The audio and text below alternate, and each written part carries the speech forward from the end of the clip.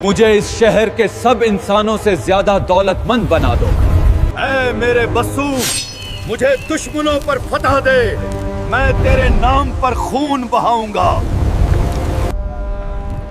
हमारे बाप दादा सदियों से उनकी इबादत करते आए हैं ना, और तुम कहते हो कि ये कुछ नहीं है। और वो किस चीज से बना है?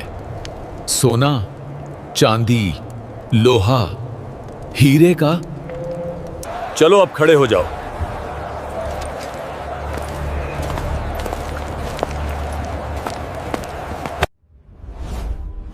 आप देख रहे हैं राह हिदायत।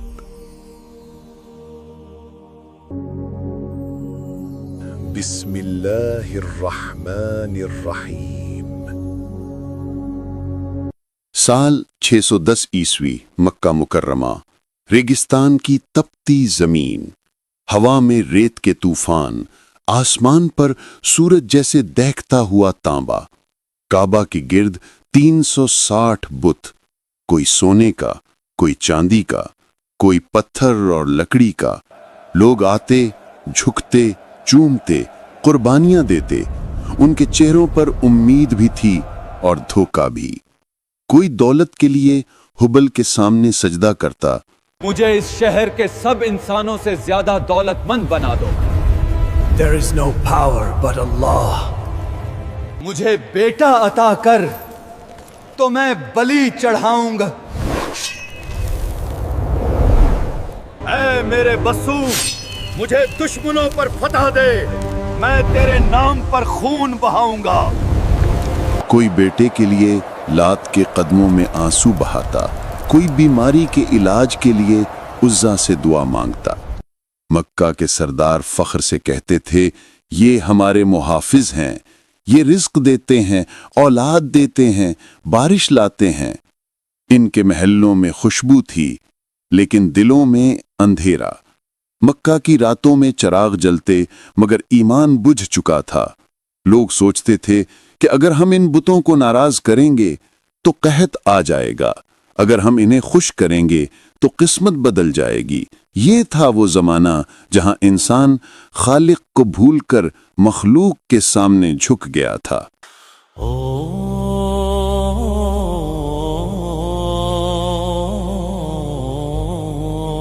फिर एक दिन काबा के सहन में एक शख्स खड़ा हुआ। सादा लिबास, चेहरे पर नूर, आंखों में यकीन। ये मोहम्मद सल्लल्लाहु अलैहि वसल्लम थे। आप सल्लल्लाहु अलैहि वसल्लम ने फरमाया, ऐ लोगो, इन पत्थरों के सामने क्यों झुकते हो जो न सुनते हैं न देखते हैं? रिज्क देने वाला सिर्फ अल्लाह है, जो न सोता है न थकता है न मोहताज है। लोग ठिठक गए। सरदार हंसने लगे। उमैया बिन खलफ ने मजाक में कहा, हमारे बाप दादा सदियों से इनकी इबादत करते आए हैं और तुम कहते हो कि ये कुछ नहीं। अबू जहल ने पत्थर उठाया, खबरदार, हमारे खुलाओं की तौहीन मत कर। हमारे बाप दादा सदियों से उनकी इबादत करते आए हैं ना, और तुम कहते हो कि ये कुछ नहीं है। लेकिन नबी सल्लल्लाहु अलैहि वसल्लम खामोशी से मुस्कुराए। आप सल्लल्लाहु अलैहि वसल्लम की आवाज नरम थी, मगर दिलों को काटती थी। मैं तुम्हें एक ऐसे रब की तरफ बुलाता हूं जो तुम्हारे करीब है, जो तुम्हारे हर सांस को सुनता है।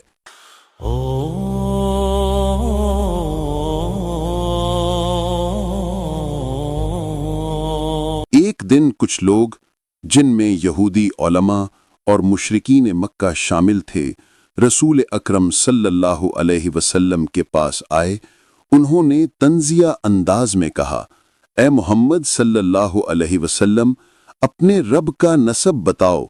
वो किससे पैदा हुआ, उसका बाप कौन, उसका बेटा कौन, और वो किस चीज से बना है?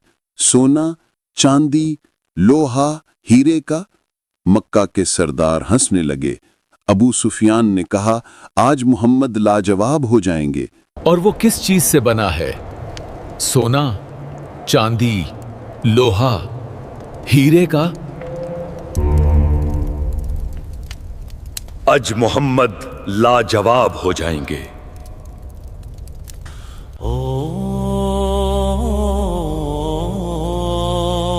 مگر نبی صلی اللہ علیہ وسلم خاموش رہے۔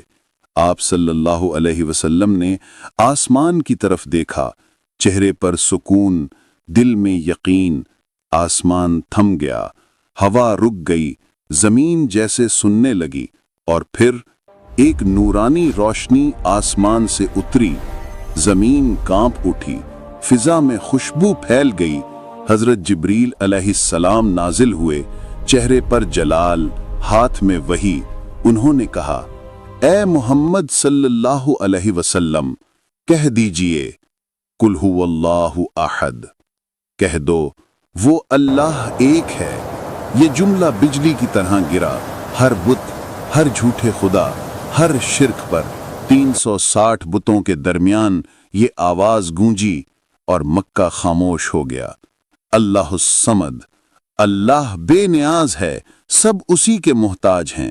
نہ وہ کھاتا، نہ پیتا، نہ تھکتا، نہ کسی پر انحصار کرتا، بلکہ ساری کائنات اسی پر قائم ہے۔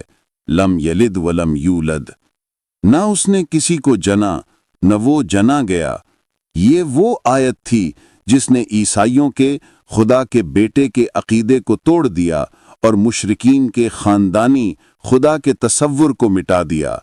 وَلَمْ يَكُنْ لَهُ كُفُوًا أَحَدٌ، اور کوئی بھی اس کا ہمسر نہیں، نہ اس کے جیسا تھا نہ کوئی ہوگا۔ وہ واحد ہے، بے مثل، بے مثال۔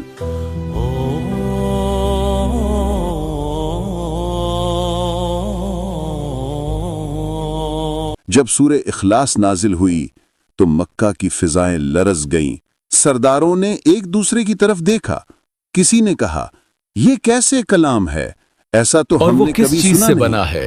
کسی نے سونا، سر جھکا لیا، چاندی، جیسے دل کی گہرائیوں لوہا، میں کچھ جاگ گیا۔ ہیرے کا؟ لیکن ابو جہل چیخا، یہ محمد کا جادو ہے، اور وہی لمحہ اسلام کی بنیاد بن گیا۔ چلو اب کھڑے ہو جاؤ۔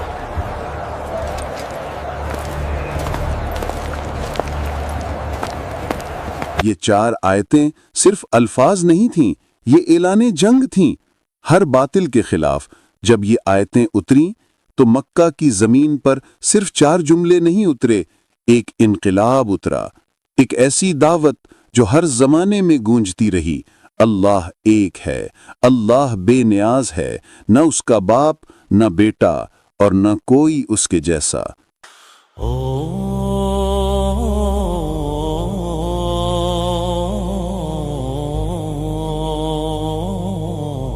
رسول اللہ صلی اللہ علیہ وسلم نے فرمایا، سورہ اخلاص قرآن کے 1/3 کے برابر ہے، اور فرمایا جو اسے محبت سے پڑھتا ہے اللہ اسے جنت میں داخل کرے گا۔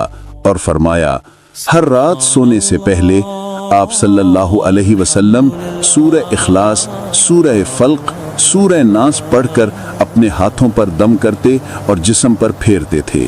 ایک اور موقع پر فرمایا جو سورہ اخلاص پڑھتا ہے اللہ اس کے لیے جنت میں ایک گھر بناتا ہے۔ جب سورہ اخلاص نازل ہوئی تو آسمان روشن ہو گیا اور زمین نے گواہی دی کہ توحید قائم ہو گئی۔ محمد صلی اللہ علیہ وسلم کے چہرے پر سکون تھا، اب دنیا جان چکی تھی اللہ ایک ہے، نہ محتاج، نہ شریک، نہ ہمسر۔ جب تم سورہ اخلاص پڑھتے ہو تو صرف 4 آیتیں نہیں دہراتے، تم وہ کلام دہراتے ہو جس نے 360 بتوں کو گرا دیا تھا۔ اگر آپ کو یہ ویڈیو پسند آئی ہو تو اپنی محبت کا اظہار ایک لائک سے ضرور کریں، اور ایسے ہی ایمان اور سبق سے بھرپور ویڈیوز کے لیے ہمارا چینل سبسکرائب کریں۔ اپنی رائے اور تجاویز کمنٹ میں ضرور لکھیں اور بیل آئیکن کو دبانا نہ بھولیں تاکہ ہماری نئی ویڈیوز آپ تک سب سے پہلے پہنچیں۔ اصلاح کے لیے آپ کی رہنمائی کا طالب ہوں۔